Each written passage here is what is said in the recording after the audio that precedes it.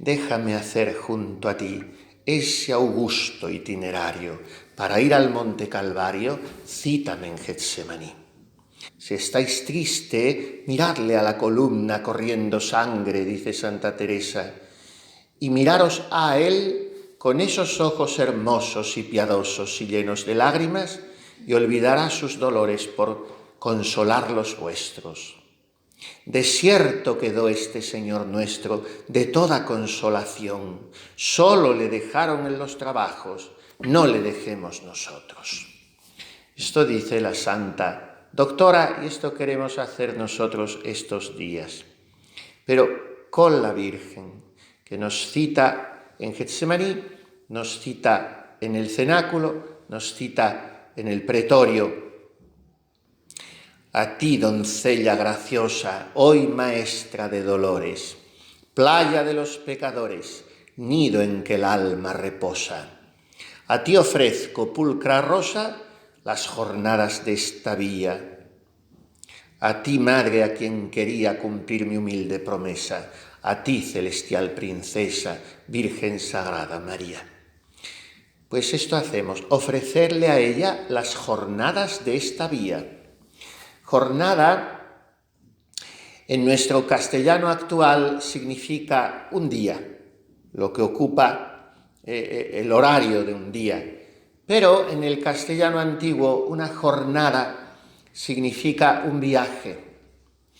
Pues bien, nosotros vamos a hacer las jornadas de esta vía, los pasos de este camino, este viaje con Jesús. Y lo ofrecemos a María porque es maestra de dolores.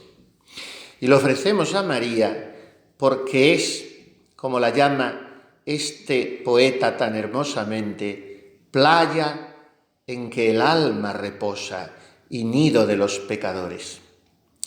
Cada uno de nosotros, queridas hermanitas, somos como una pobre barquichuela desencuadernada, a quien han azotado las tormentas, el oleaje, los vendavales, que ha estado tantas veces a punto de hundirse y que ha quedado muy averiada después de todas esas singladuras.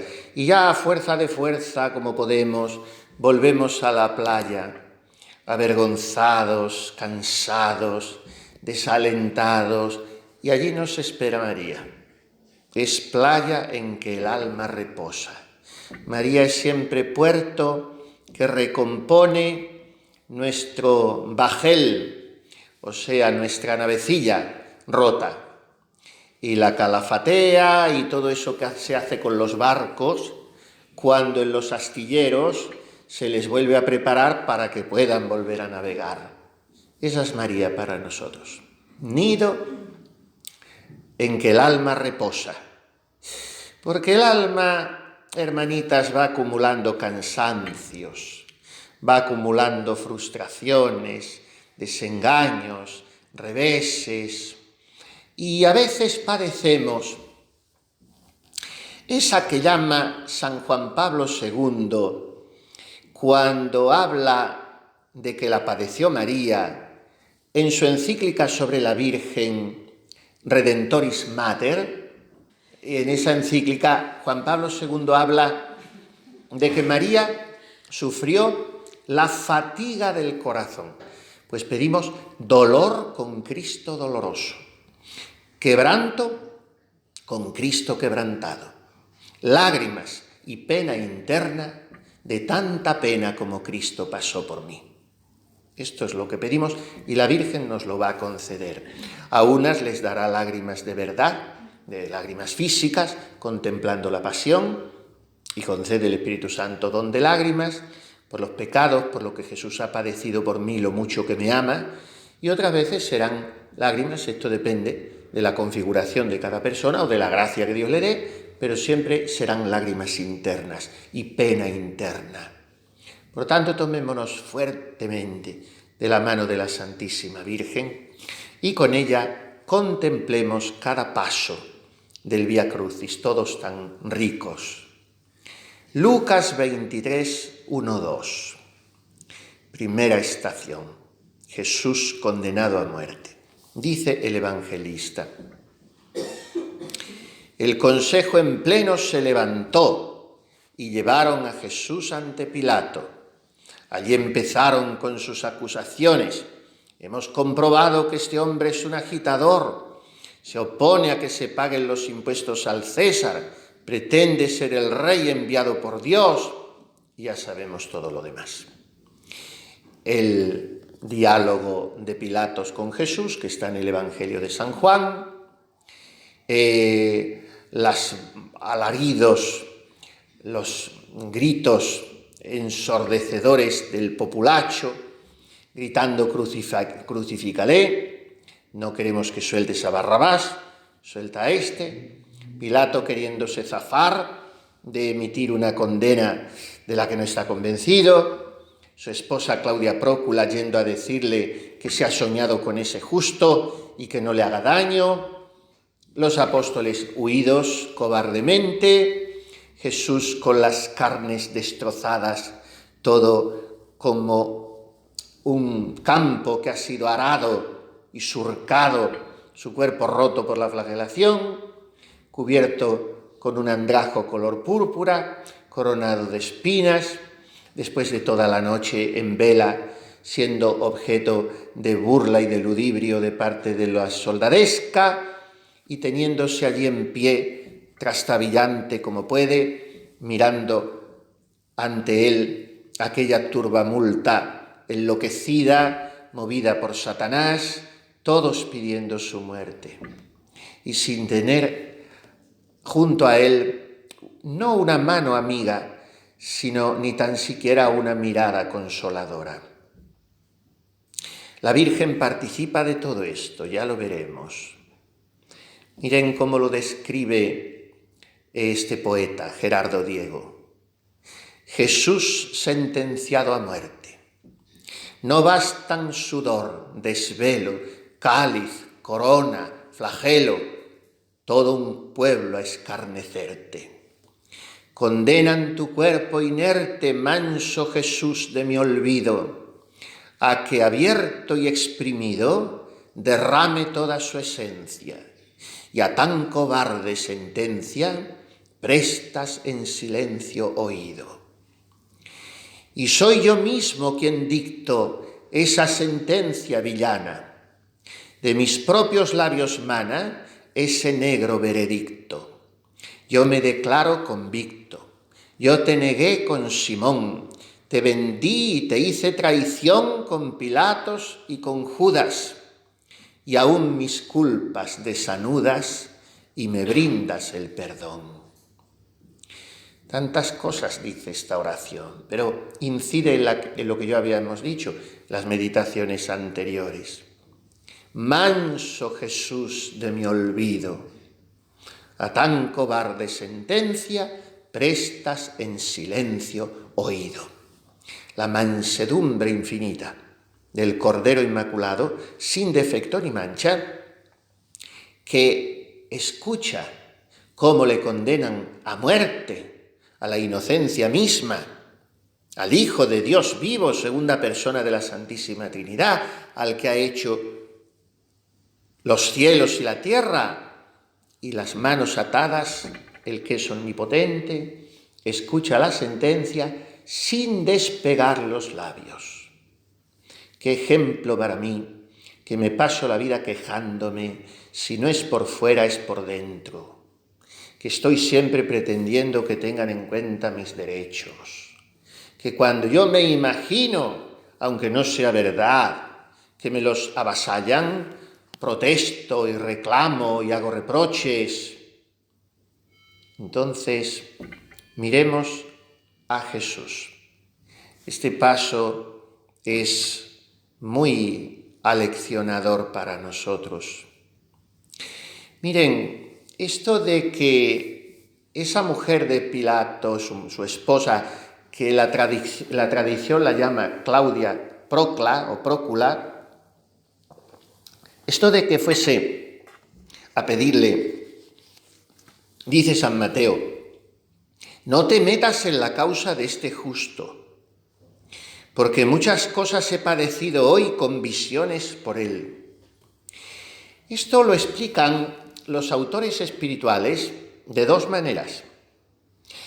Son dos posibles interpretaciones.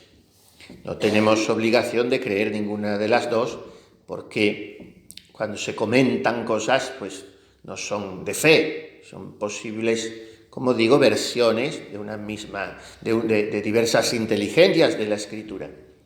Unos dicen que a esta mujer, que también la presentan como prosélita de la puerta, que esto quería decir la que ya un poco más tarde sería la que se estaba preparando para la fe y llegaba ya hasta la puerta, hasta el atrio del templo, y luego se haría cristiana, parece ser, pues unos dicen que fue el demonio el que le inspiró esas visiones y esos sueños, precisamente para que ella tratase, sin saber lo que hacía, no con mala voluntad, pero sí movida por el demonio, tratase de evitar la muerte de Jesús. Esto lo dicen muchas almas místicas. Ustedes estos días lo mejor que pueden leer es el Santo Evangelio. Ayudarse del Evangelio y leer la pasión por el Evangelio. Pero luego pueden leer muchas vidas de Cristo, que las hay preciosas, y en ellas pueden leer la pasión. Y pueden leer también la historia de la Sagrada Pasión del Padre La Palma, que es una obra clásica, Luis de la Palma. Y pueden leer también, puesto que está beatificada y nos merece también mucha confianza, y sobre ella, sobre lo que escribió, se hizo la película de la Pasión de Mel Gibson, que ustedes la habrán visto. Pueden leer las meditaciones sobre la Pasión, o no me acuerdo cómo se llama, de la beata Ana Catalina Emmerich. Y pueden leer también otra obra muy grande, muy pesada de leer, pero con muchas ideas muy bonitas, de una mística del siglo XVII española, muy recomendada por muchos teólogos y autores, la Madre María de Jesús de Ágreda, y la obra es La mística ciudad de Dios. Y pueden leer también, entre esas vidas de Cristo que digo, que las hay, en fin, de tantos autores, las hay preciosas, la del Padre Vilariño, y hay una muy bonita que se leía antes mucho, las memorias de un reporter en tiempos de Cristo, del Padre Carlos María Heredia, jesuita mexicano. En fin, pero la cuestión es que muchas almas místicas que han tenido revelaciones sobre la pasión han entendido lo siguiente. El demonio, esto lo sabemos, no sabía que Jesucristo era el Hijo de Dios, no sabía que era Dios. Cuando le tentó en el monte de la cuarentena, no es porque él creyera que era Dios, sino creía que era posiblemente el Mesías, pero el Mesías no quería decir Dios vivo. Por eso cuando él dice ante el Sanedrín, yo soy el Hijo de Dios vivo, tú lo has dicho, entonces se rasgan las vestiduras los sacerdotes, porque aquello era una blasfemia espantosa. Por tanto, el demonio, cuando empieza a convencerse de que Jesucristo es Dios, porque el demonio no ve nuestra alma por dentro, El único que ve nuestra alma por dentro es Dios. Entonces, ¿por qué el demonio nos tienta tan bien? Porque nos estudia por fuera.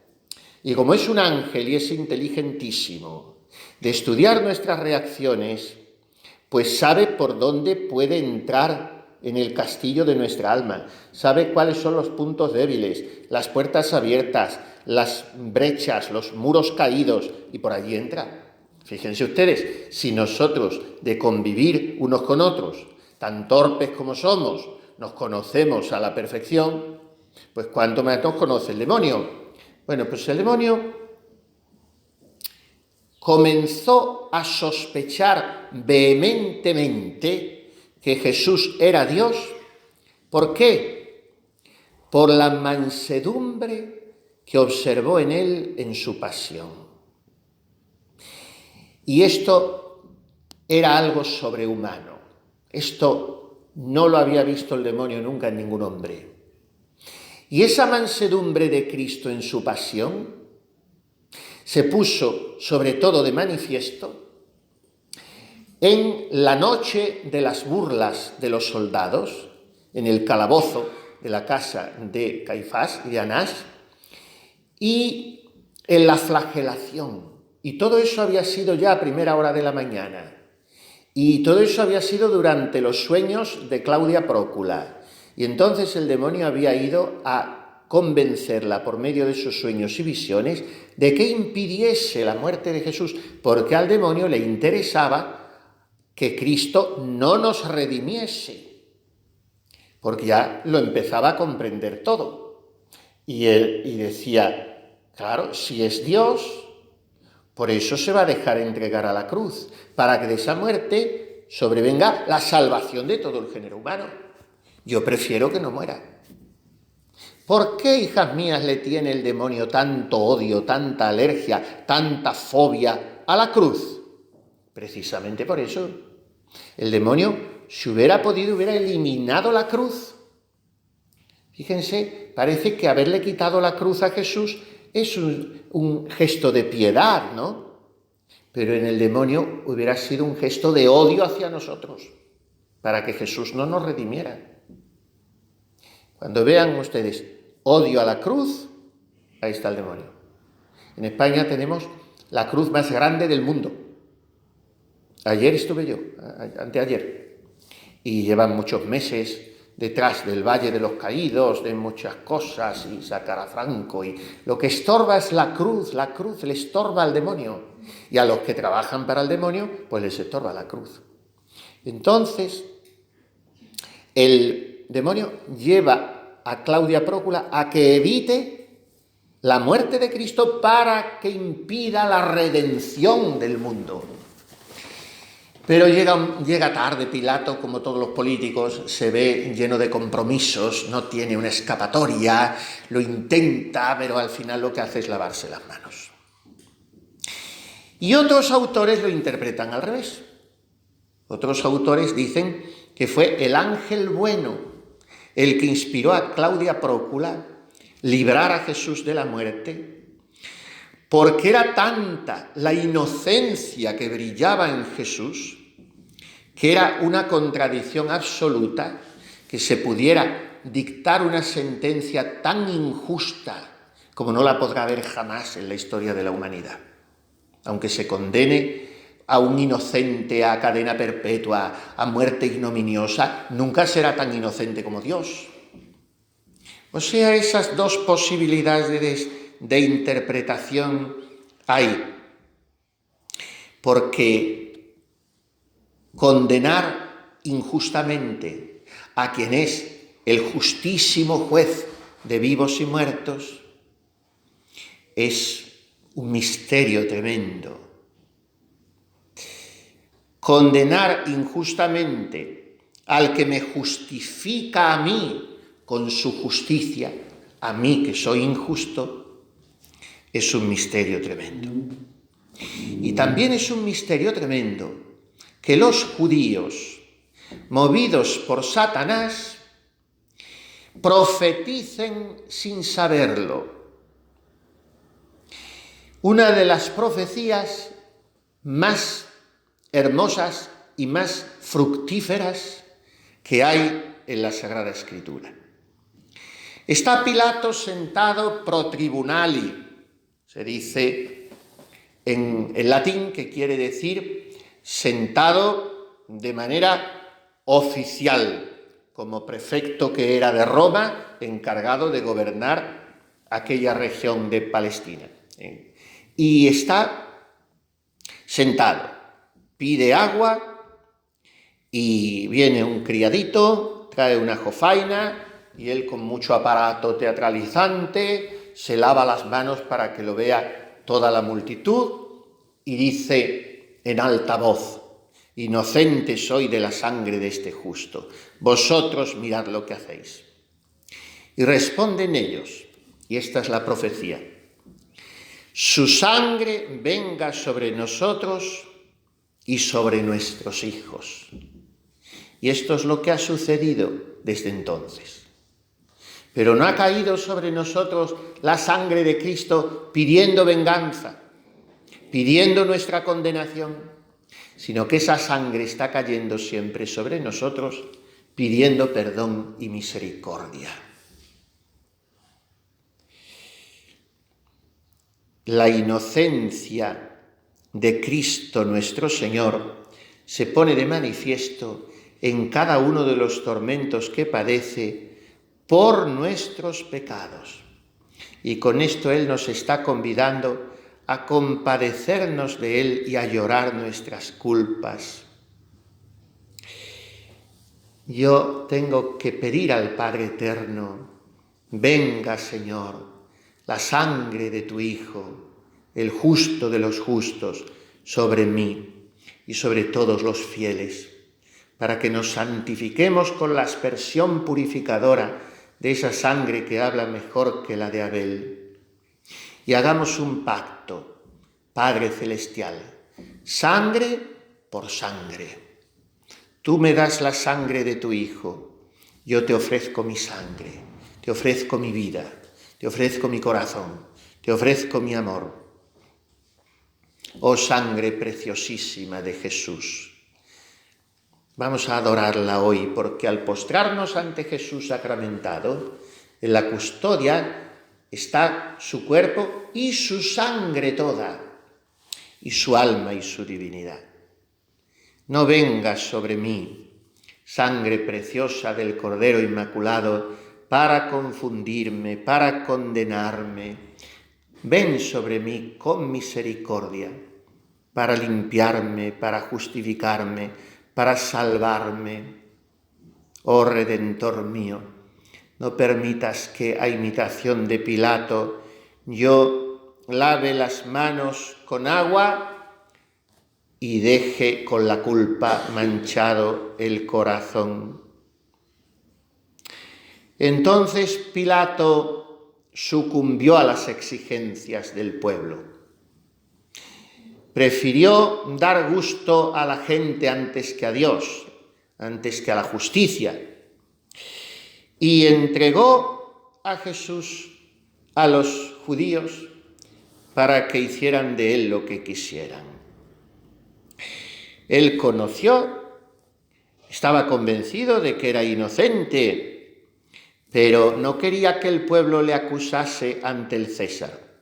Qué importante es la rectitud de intención, la pureza de conciencia, hacer lo que tenemos que hacer sin importarnos el juicio de las criaturas, la voluntad de Dios sobre todo.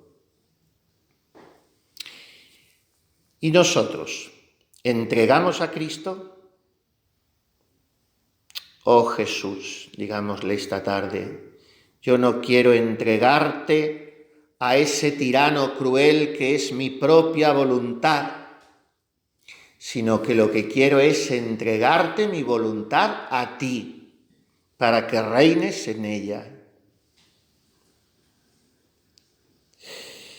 Cuando le notifican a Cristo la sentencia, Él no la toma como venida de los hombres, sino venida de su eterno Padre, porque Cristo recibe la sentencia de muerte con alegría de su corazón, porque es para nuestra salvación.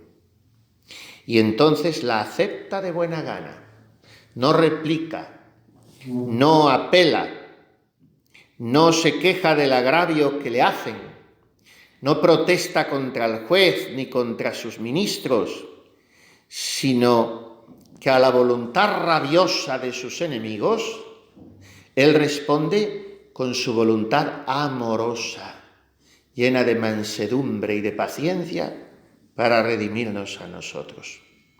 Demos gracias a Jesús por esa voluntad con la que acepta una sentencia tan injusta y tan cruel, para librarme a mí de la sentencia justa que me había hecho merecedor del infierno por mis pecados.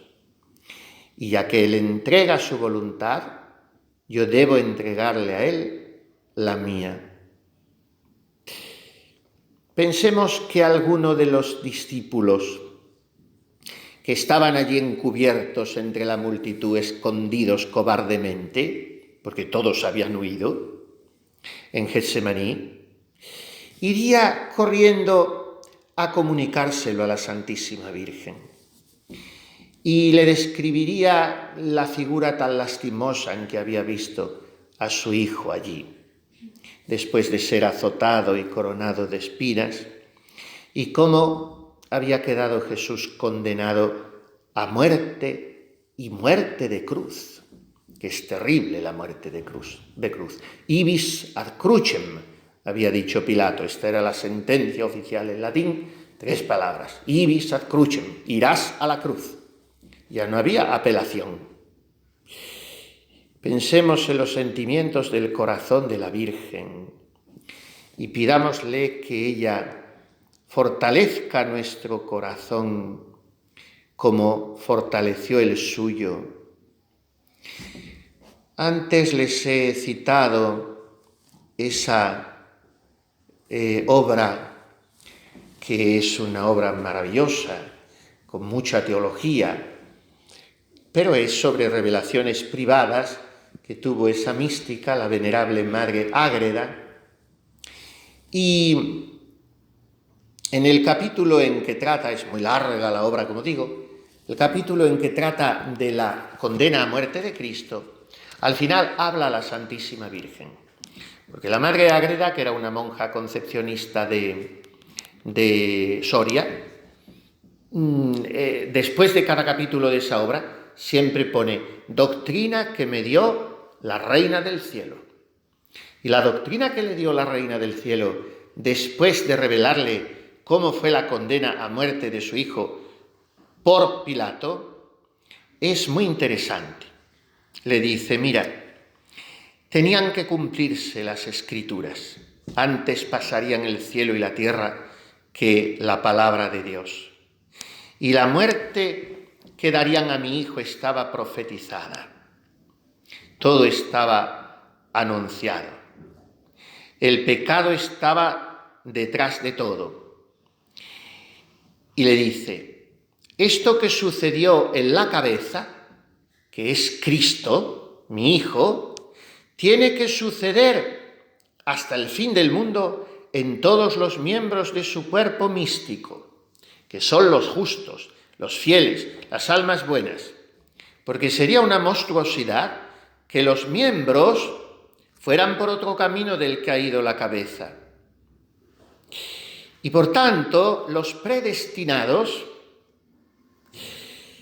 tienen que ser perseguidos como Él, tienen que vivir mortificados como Él. Por tanto, advierte tú, hija mía, ¿qué camino quieres elegir? Si cuando tu Redentor, tu esposo y tu cabeza fue atormentado, afligido, coronado de espinas y lleno de ignominias, ¿quieres tú ser parte suya y miembro de su cuerpo místico? No es conveniente ni posible que vivas en regalo según la carne. Tú has de ser la perseguida y no perseguir, la oprimida y no oprimir, la que lleves la cruz y sufras el escándalo y no le causes. Tú la que padezcas y no hagas padecer a ninguno de tus prójimos. Esta es la herencia de los hijos y amigos de Dios. Esta es la participación de la gloria que con los tormentos y la muerte de cruz les adquirió mi hijo. Y yo misma, le dice la Santísima Virgen, también cooperé en esta obra, costándome tantos dolores. Por tanto, en esta ciencia quiero que estudies continuamente y te aproveches cada día. Vamos, pues, a estudiar esta ciencia y a aprovecharnos en ella. Un gran literato francés, Paul Claudel, escribió un Via Crucis muy bonito. Y después ese Via Crucis lo tradujo, pero no solo lo tradujo, sino que lo rehizo un poco a su manera. Otro gran literato español, que es don José María Pemán, el autor del Divino Impaciente. Y en la primera estación la describe así. Hemos juzgado a Dios y le hemos condenado a morir tras padecer. No queremos más rey que César, que se llama riqueza, que se llama poder. Hemos hecho elecciones como dueños de la noche y el día, y la noche ha ganado, y Barrabás ha tenido mayoría. Aquel día empezó el griterío feroz de los humanos y la cobardía de los que se lavan las manos. En hebreo y en griego y en latín se escribió la sentencia para que el mundo la conozca del uno al otro con fin. Este es el hombre, este es el rey de los judíos. Y la verdad se estaba viendo bajo la transparencia del insulto y la mofa, como las piedras de los ríos. Piedra de mármol rojo, mi duro corazón, fue tribunal y solio de la sentencia impía. ¿Compartiré con Judas la desesperación? Hombre que consideras conmigo esta estación primera de la doliente vía, confía en el amor, hombre, confía, que hay una apelación que está dentro de plazo todavía. Ánimo, hermanitas. Nosotros podríamos haber sido condenados a muerte para siempre, al infierno eterno, sin apelación. Apelación es cuando al reo se le da opción de recurrir otra vez al tribunal para ser liberado. Para Jesús no hubo apelación. Para mí siempre existe la apelación del tribunal de la misericordia infinita de su corazón manso y humilde. Por tanto, sintamos que es la Virgen, nuestra Madre, la que nos susurra al oído en esta tarde. Confía en el amor, hombre, confía, que hay una apelación que está dentro de plazo todavía.